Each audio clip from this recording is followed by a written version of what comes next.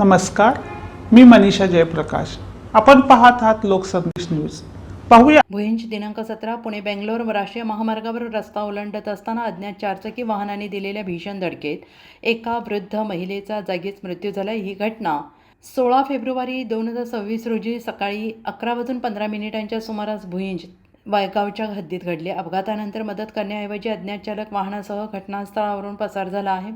मिळालेल्या माहितीनुसार श्रीमती सुलाबाई बबन पवार वय वर्ष 66 राहणार विराटनगर अमृतवाडी तालुका वाई या सकाळी भुईंज हद्दीतून राष्ट्रीय महामार्ग ओलांडत होत्या. यावेळी सातारा बाजूकडून पुणे बाजूकडे जाणाऱ्या एका पांढऱ्या रंगाच्या अज्ञात चारचाकी वाहनाने त्यांना जोरदार धडक दिली.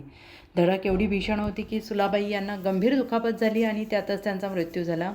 अपघात घडल्यानंतर जखमीला तात्काळ उपचारासाठी रुग्णालयात नेणे किंवा पोलिसांना माहिती देणे आवश्यक होते. मात्र संबंधित अज्ञात चालकाने जखमींची कोणतीही विचारपूस न करता किंवा पोलिसांना न कळवता आपले वाहन वेगाने पळवून नेले. या प्रकरणी मयत सुलाबाई यांचे पुतणे रामेश्वर भीमराव पवार यांनी भुईंज पोलीस ठाण्यात तक्रार दिली आहे.